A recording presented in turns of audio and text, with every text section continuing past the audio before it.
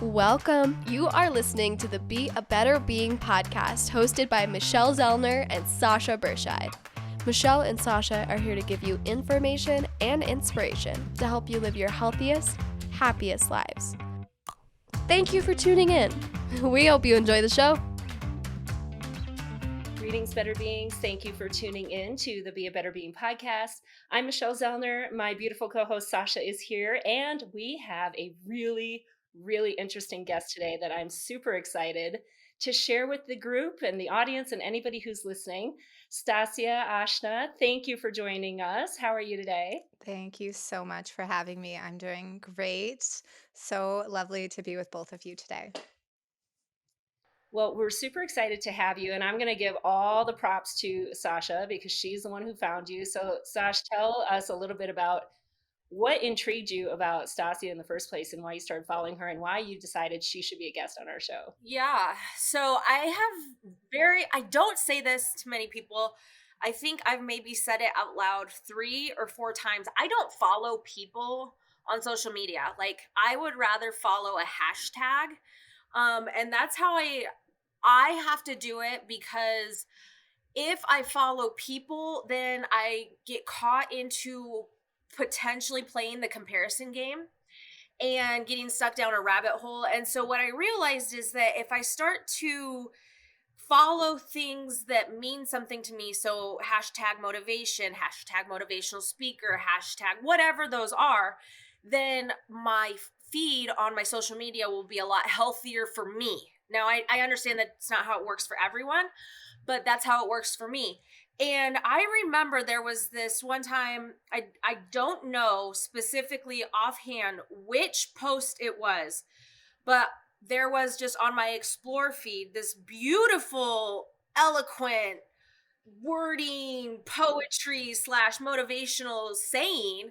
And I was like, what is this? Who is this? And then I go to her page and I'm like, who is she? This woman, like, what is this? And so ever since then, I follow her. I'm very proud to say that she is one of the people that I do follow. And I know that when I am sharing her content, it comes from an authentic and a genuine place. Whereas a lot of people you might like follow, or you might share, and you might feel this like disingenuousness, or maybe they don't know what they're talking about. But this woman, when it comes to like being a coach and a life coach and a guide, I was magnetically pulled to you. It just was so bizarre. And so I was like, I have to have this woman on this show because she's a better being. Like, she really is a light in my world. And so that was a really long introduction, but yeah, I like the fact that you're here blows my mind. Like, my mind is my heart, my everything is just You are blowing my mind. Like, totally. That is seriously one of the kindest. It's definitely, I think that's absolutely the kindest intro I have ever received on any sort of podcast or recording I've ever done. It like truly means so much to me, Sasha. And like this magnetic connection that you felt with me, that I find I'm experiencing that a lot with people on social media. And it has been like, it has given me so much joy to experience this, because I was anti social media for a long time. COVID, because I had to move my business online. I had an office in Chicago, and all of a sudden I was like, oh, I guess I got to do social media. And I had no idea that I was going to have this experience where I could connect with people like you, Sasha, and just experience this magnetism where I could find a way to share from my heart authentically and find other people who really resonated with it. So it just means so much to me that we found each other. Well, I love that you've been able to make that transition, Stacia, because I think a lot of people have a hard time going from that connection in person.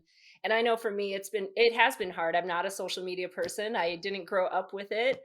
I'm kind of a dinosaur in this whole world of wellness.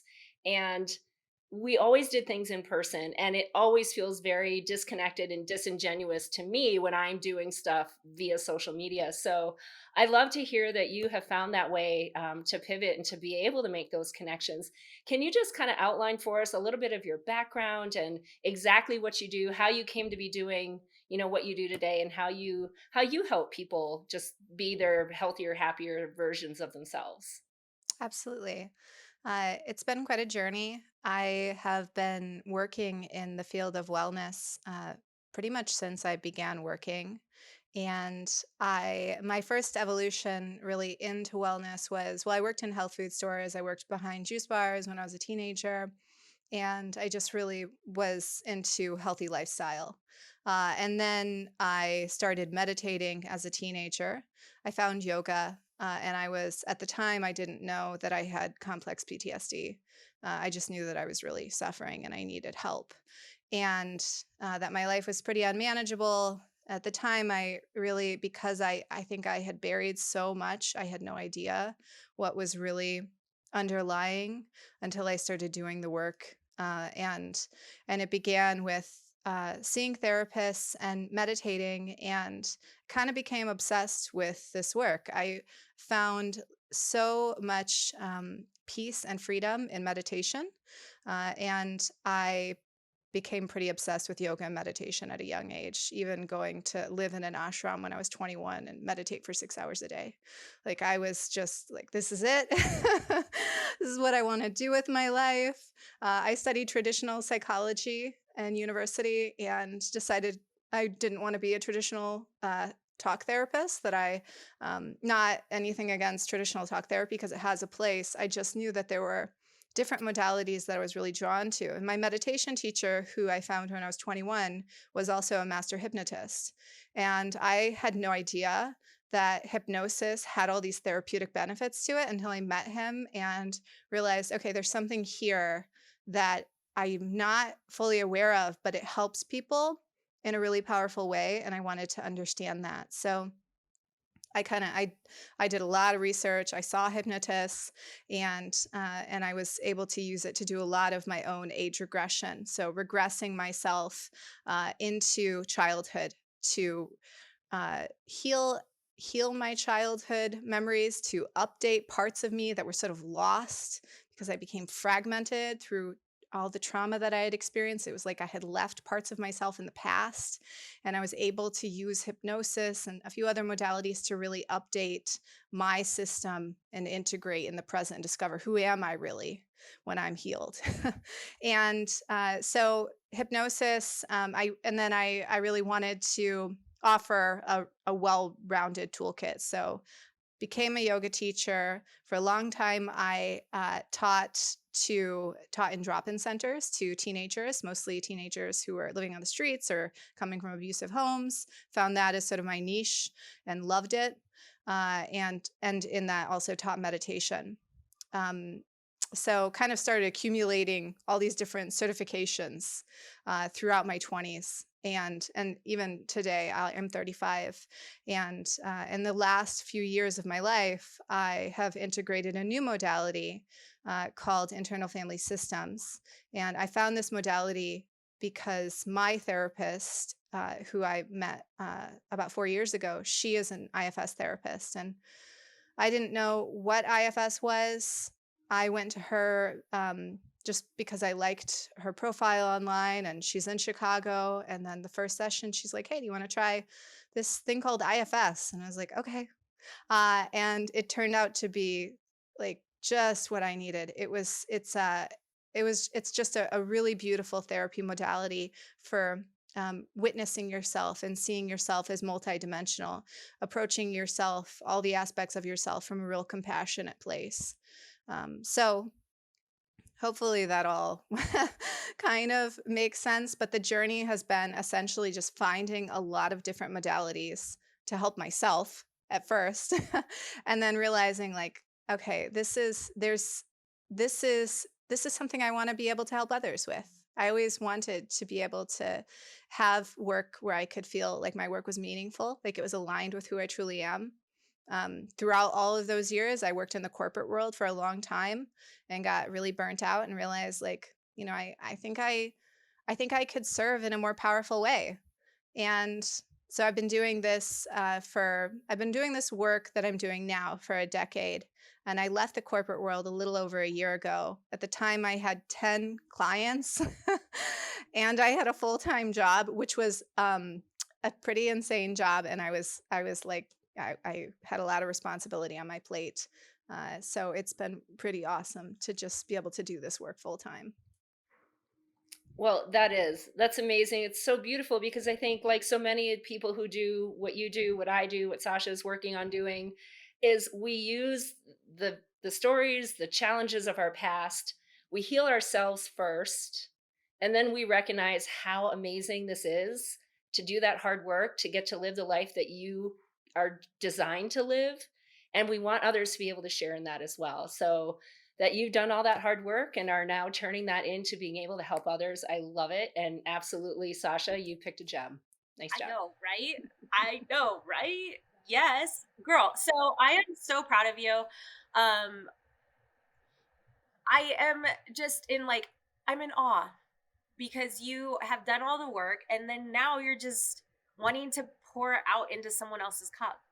And you want to it takes so many different types of personalities to heal the world, and you have just found your own you.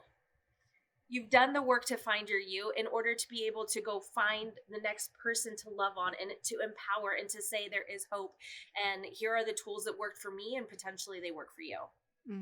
Thank you so much. I mean, I know what it's like to live in a place where life is unmanageable, where you are just totally ready to give up. And it just you feel hopeless.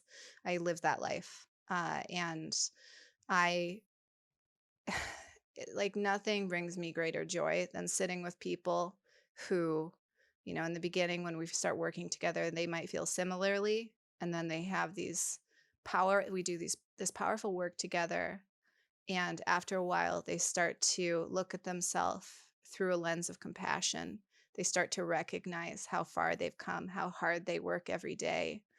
They speak to themselves in a loving way, and their life starts to get better. And it's just, I mean, that's the best thing for me, to see people who, a lot of these people are people who really, they didn't choose, they wound up having, maybe difficult childhoods or something they had no choice in. It's just what happened to them.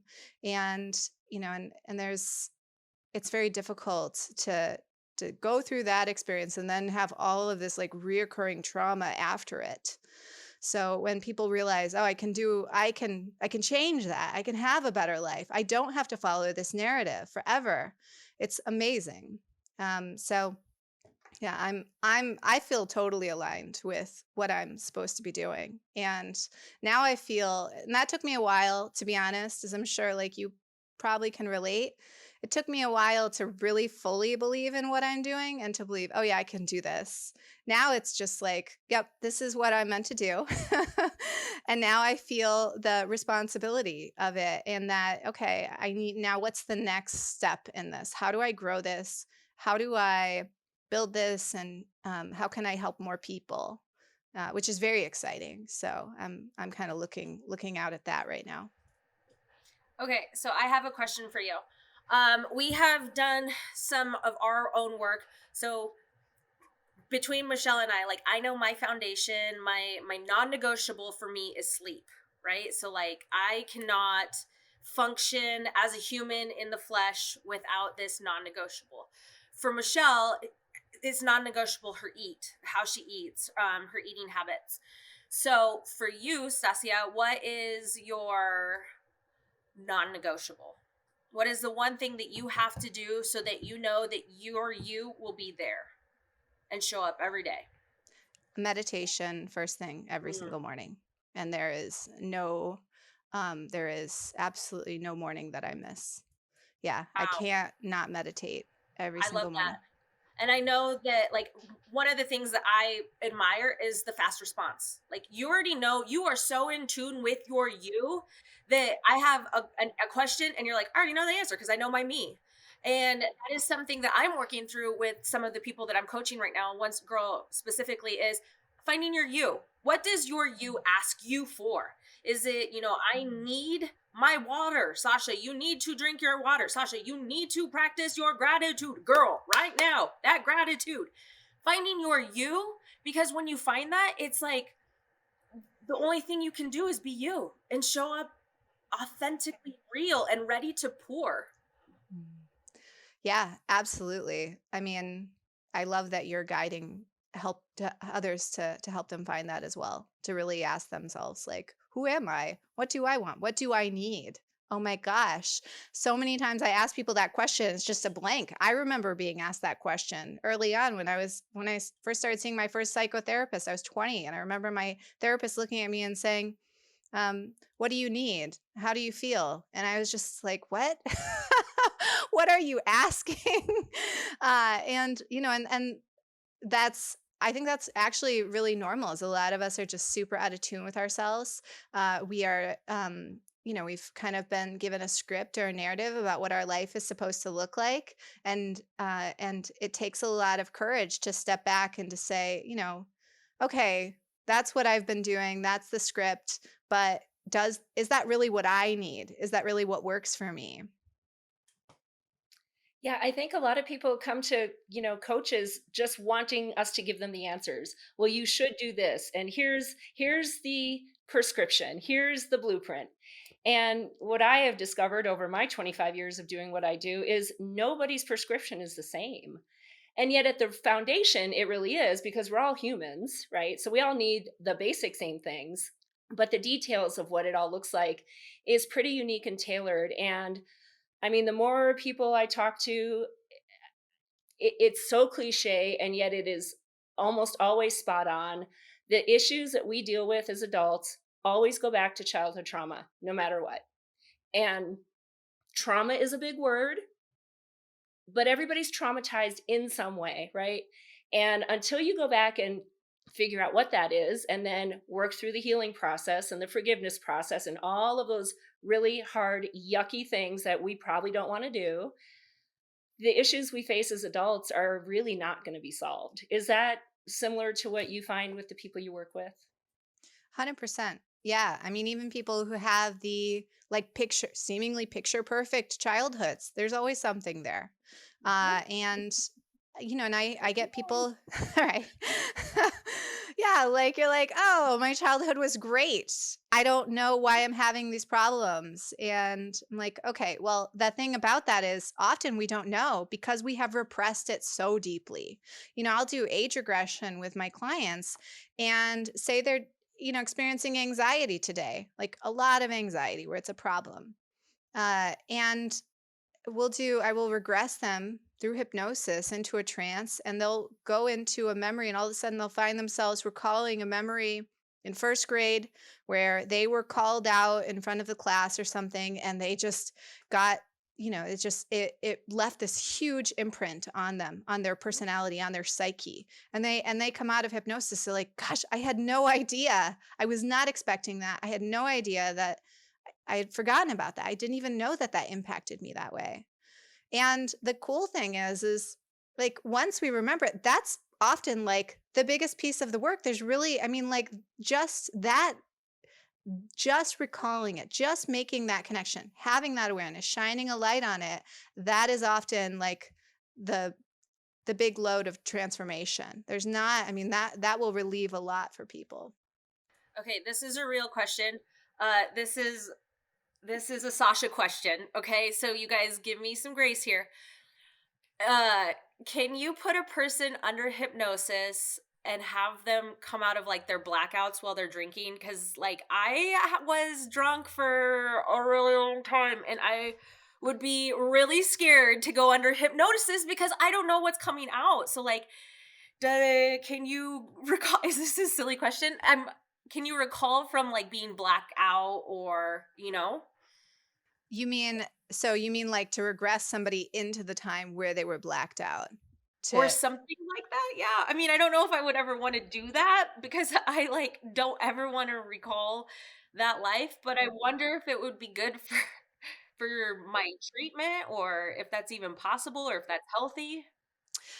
So To be honest, I haven't had that experience with a client where we've regressed into a time where they were blacked out. But I've done a lot of regression work with clients into times where they were disassociated and disconnected from themselves, from their body, and recalled those memories.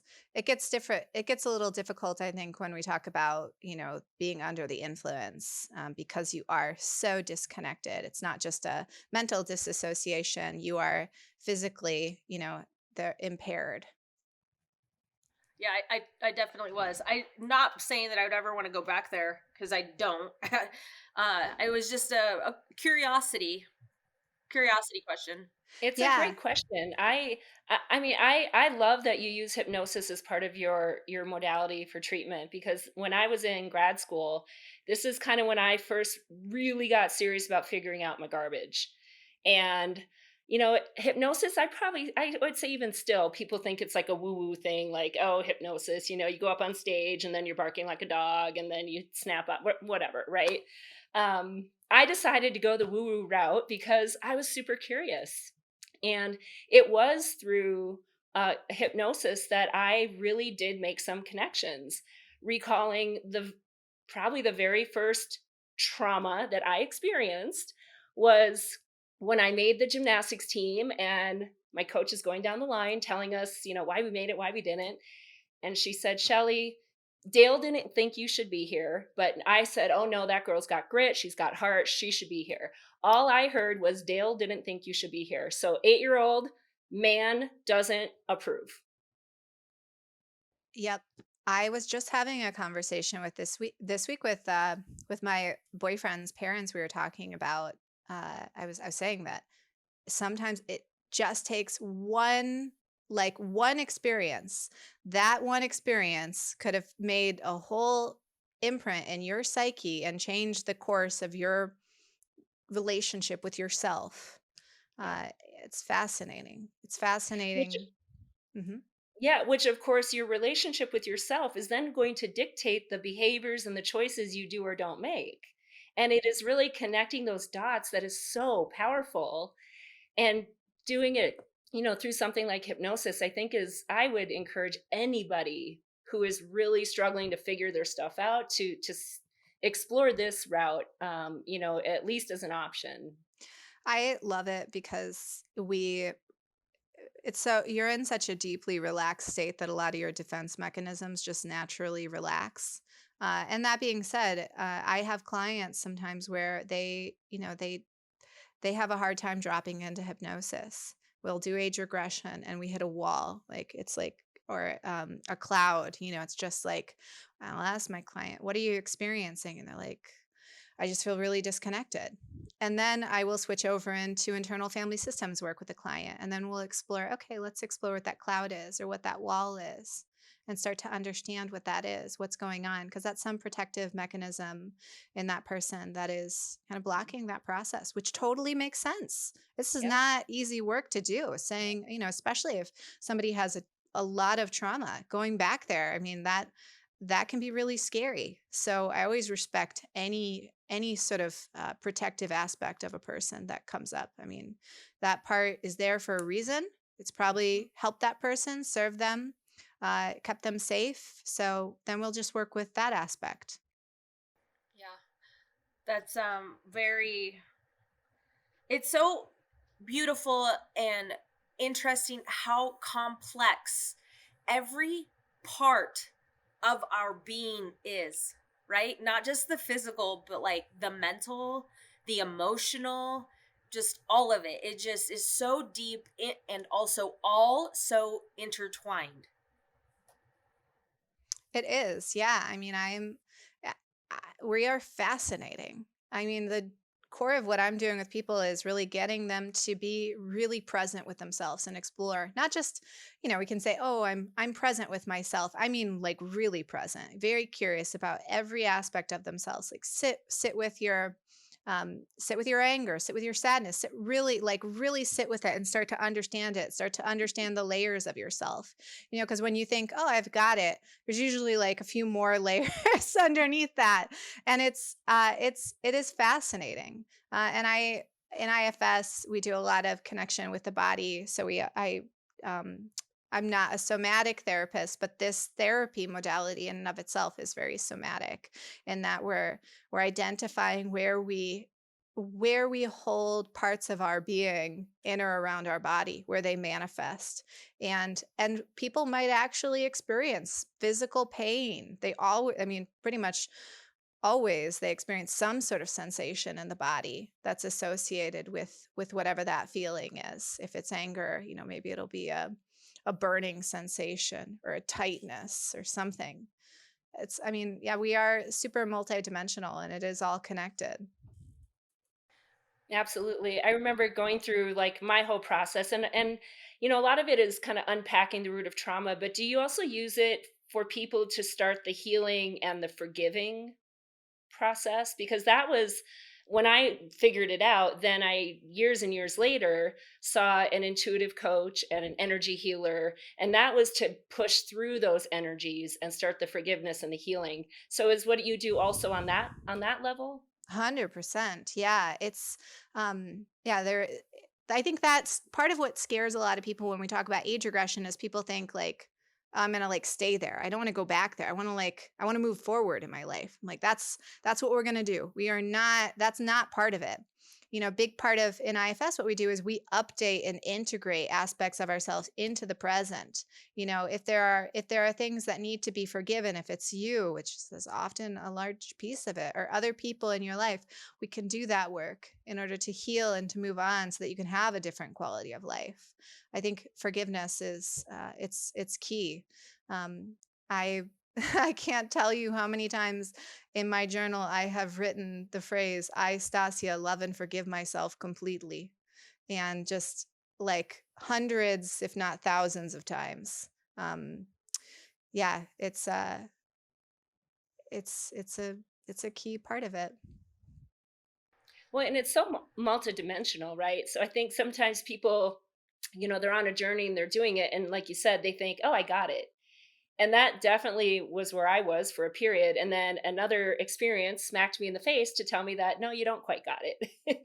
So it's then at that point to determine, okay, am I ready to go back and do some maybe other really hard, yucky work that I don't want to do? And, speaking of the somatic experience, one of my experiences was she was working on me and she kept telling me like she feels a lot of energy in my throat.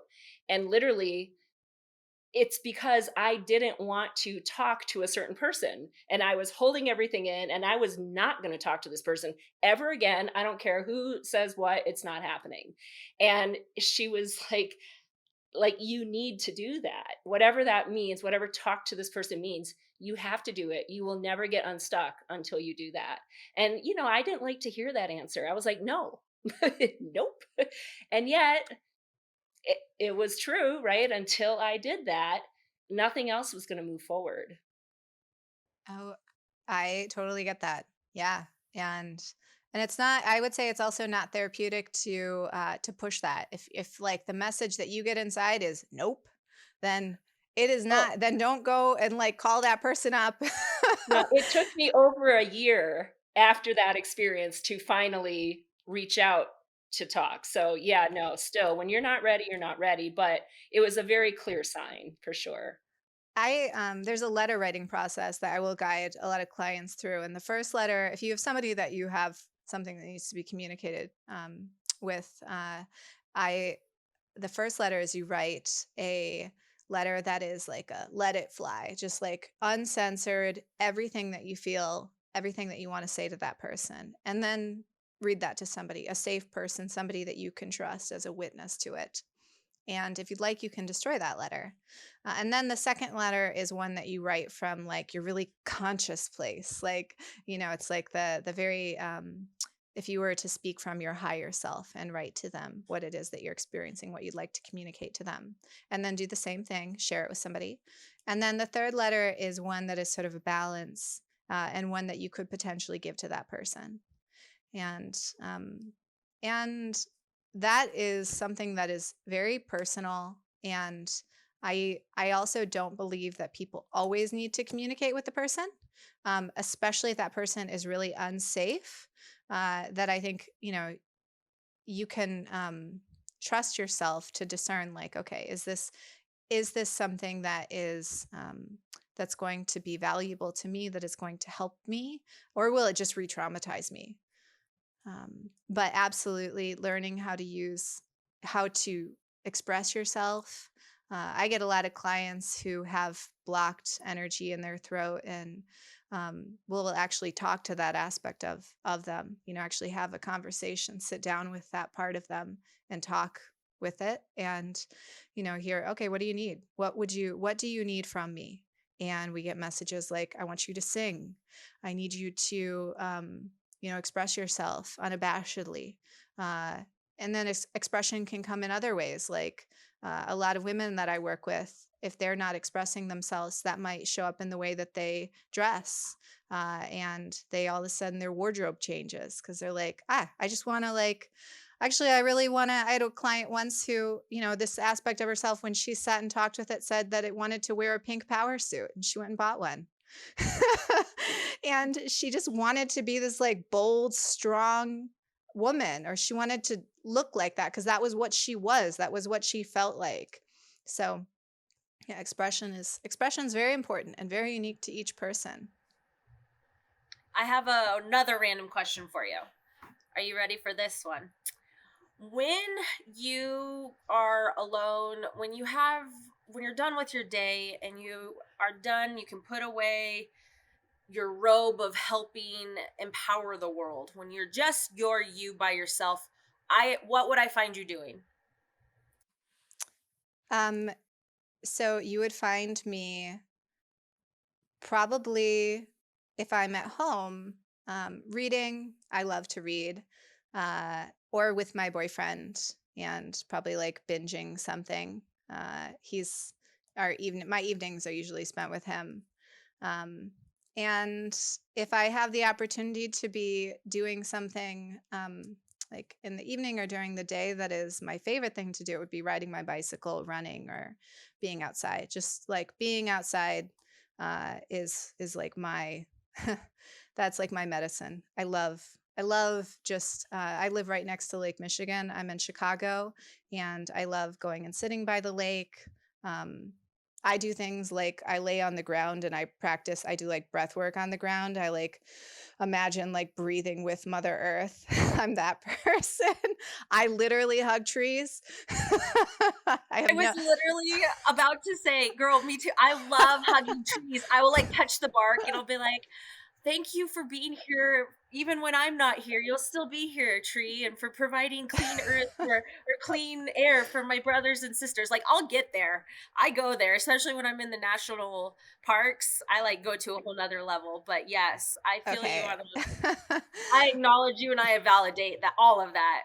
Our connection is now becoming even more and more apparent here, Sasha. I'm so happy to know that I'm in the company of somebody else who has no shame about No hugging a shame. tree. All that I have pictures when we went to Sequoia. My husband was taking pictures because I was like, "Pull over! I need to hug this one. Pull over! I need to hug this one." He's like, "Oh, Sasha, I'm a tree hugger. No shame in that." I mean, I have had some very healing moments with trees. I had a beautiful experience with a good friend of mine who is one of the wisest beings I know, and I was going through something really traumatic. We were on a road trip from Texas to Florida, and we were just leaving New Orleans, and I was going through something really hard, and she pulled over at a rest stop and she had me do a meditation with a tree and hug a tree. And I basically had an emotional release and was supported by the energy of this tree. So I mean, I believe there is so much love and energy that good energy you can receive from Mother Earth if you work with it. You have to get out there. Like, you have to get outside. We're primal. We're animals. We're meant to be outside. I mean, Michelle can go on about the realness of that. And when you find yourself in a space where you are not you, I will tell people, go outside. Go get that fresh air. We are animals. Absolutely. Yeah. I mean, that if you're feeling disconnected, I mean, just like go outside and just look at the sky and contemplate on the sky, or go outside and just go outside and feel Mother Earth. Take your shoes off, feel the ground. It has a wonderful way of recalibrating the system. Yeah, I mean, we were designed to be outside, right? We weren't designed to live in boxes. So whether you get your connection through hugging trees or through sitting by the water or for, running through the forest or being peaceful by a lake or listening to the babbling brook or sitting in a cornfield or sitting out in the middle of nowhere, but it's your own 15 acres of woods like my dad likes to do. I think we all have that connection to the earth, but some of us don't ever take the time to establish it and to appreciate it, and then to do it regularly enough to really feel how nurturing and grounding and centering it can be. So I love that you bring that into it as well. It's yeah, very holistic approach. Oh my gosh, I wish we were like in the forest together right now. I'm sure the three of us would have a wonderful time communing with Mother Earth. I need my forest to be right next to an ocean though, because that's where Oh, I feel at home. So well, I think I told you, I'm going to Hawaii next week for 2 yes, weeks. So I am such a water person. I cannot wait. you're gonna Yeah. love it. Yeah, it's Yeah. great. I Well, mean, this has been and this time, I was just going to say, in this time, I think it's especially needed because people are so just glued to their devices that you forget that there's so much peace that you can get just from being outside. yes, I totally agree on that. We could have a whole other conversation on our Yes. device situation. Yeah. Um, this is fascinating. I love what you're doing. Sasha, I love that you found her. She's amazing. And just any final thoughts that you want us to know about what you're doing, how people can reach you, how you can help them, please tell us anything that you need to tell us. Absolutely. Well, thank you. Thank you, ladies, so much for inviting me. It's such a joy to talk with you, and I love what you both are doing and what you stand for, and it's just beautiful. And so my work, my offerings are, I work with clients. I have a coaching program that I offer that is 6 months long, and you get a ton of support, and it's really for people who are just looking to sort of, I don't want to use the phrase level up, but they're looking for like a radical transformation in their life. And whether that is healing, or they're looking to level up in their work and their relationships, I help support people do that. And it's awesome. Uh, and in addition to that, I also do offer one-on-one hypnosis sessions for a range of issues, from smoking cessation to insomnia, to fears and phobias. And it is awesome and very effective. So if somebody's looking for help with any of those issues, it doesn't hurt just to reach out. I'm available for discovery calls if somebody is interested in just getting a feel, asking specific questions about what I do and how I might be able to support them. And it's a great way to reach out to me through Instagram. I do respond to DMs, and then also my website, which is justmyname.com. And that's the work that I'm doing, and I love it. And if you are struggling and you're looking for support, you don't have to do it on your own. You are not alone, and there are so many resources available. And if you're also somebody who just can't afford something like this right now, don't feel ashamed also to reach out to me. I might be able to direct you to some free resources, because there are so many. And I personally relied on support groups and books for a very long time in my healing journey. So if you're in that sort of situation and you just want some guidance, feel free to also DM me. It's wonderful. Sasha, any closing thoughts? So my closing sentiments are pulled from the question that I asked earlier, is what, brings you. And this is a perfect example that we are all, yes, quote unquote, the same, but we're all so different. So it is so important to figure out, first and foremost, what's your non-negotiable? What's going to bring you your you? And as you can see, it's different from everyone. So it's okay to be different. It's okay to follow your own lead, to go off of the beat of your own drum. You were made to be you. That's it. You weren't made to be me. You weren't made to be Michelle. You were made to be you. And what a gift that is. So if I can leave anything with, or anyone with anything, it's be proud of being you. It's okay to be you. Absolutely. I love that sentiment. And if you are stuck and you don't know why you're not being able to live your best life, maybe it is time to go through that journey of self-discovery, unpack your childhood, see what's there. You just don't know. It really could be simply unlocking that little door. Maybe it's a big door, but when you do that, it really is going to lead you forward. So I hope you will absorb all the things that we talked about today, take it to heart. If you're ready to make a leap like that, please reach out. Obviously, you have an amazing resource you just heard from today. Whatever you do, you know that it's all about going and being a better being. Thanks, everybody. Thank you for listening to the Be a Better Being podcast. Michelle and Sasha hope that what you heard today inspires you to embrace this journey of life with an open mind, a kind heart, and a willingness to learn and evolve. If you enjoyed the content, please help spread their message by subscribing, sharing, and leaving a 5-star review. If you have a show topic idea or would like to be a guest, please visit betterbeings.net and fill out a contact form. Until next time, go and be a better being.